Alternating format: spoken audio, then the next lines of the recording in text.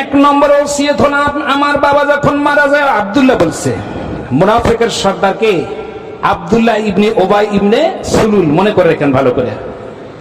তার ছেলে আল্লাহ রাসূলের সাহাবী, অন্তিম সময়ে মৃত্যু শয্যায় শায়িত, তখন এই কথা ওসিয়ত করতেছে রাসূলের কাছে। হুজুর তিনটা দাবি। এক নম্বরের দাবি হলো, আমার পিতা যখন মারা যাবে তখন আপনার গায়ের জুব্বাটা খুলে দিবেন, আপনার গায়ের জুব্বা দিয়ে আমার পিতার জানাজার কি বলে দাফনের ব্যবস্থা করব।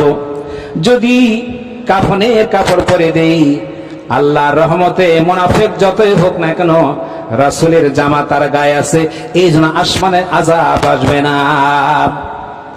2 নম্বর হলো, হুজুর যখন আমার পিতা মারা যাবে তখন আপনি খালি গায়ে কবর যখন খনন করা হবে মাফুন করার জন্য, তখন ওই কবরে আপনি গড়াগড়ি দিবেন।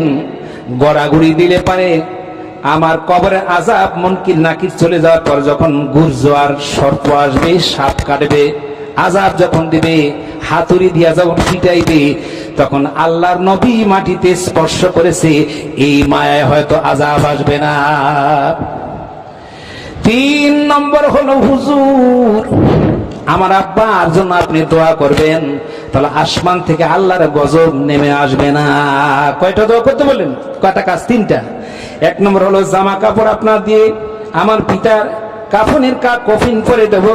2 নম্বর হলো, মাটিতে আপনি গড়াগড়ি দিবেন যাতে করে আযাব না হয়। আর 3 নম্বর হলো, আমার বাবার জন্য প্রার্থনা করবেন যাতে করে আসমানি বালা না আসে। তখন এই আয়াতটা নাজিল হয়েছে, সূরা আত-তাওবা 80 নম্বর আয়াত, বুঝতে পারছেন? 10 পারা। তখন আল্লাহ পাক রাসূলকে লক্ষ্য করে আল্লাহ পাক আসমান থেকে নাজিল করলেন, হ্যাঁ ঠিক আছে আব্দুল্লাহ, আমি 3টাই করব। রাজি হয়ে গেল নবী। মুনাফিক তারপর কি হলো? রাজি হয়ে গেল। এই জন্য সমাজে যারা আলেম ওলামা আছে, যতই মুনাফিকি করেন না কেন, মাথায় টুপিতে বেয়াদবি করেন না কেন, তারপর ওরা ক্ষমার দৃষ্টিতে দেখে এরকম আচরণ আছে না নাই। শিক্ষাটার কার কাছে? রাসূলের আদর্শ নিয়ে শিক্ষা দিয়েছেন। আরে যেই নামাজে যেই যায় নামাজ কাবা শরীফের সাথে আজকে এইখান থেকে সম্পর্ক তার জুড়ানো আছে। আহারে আহা,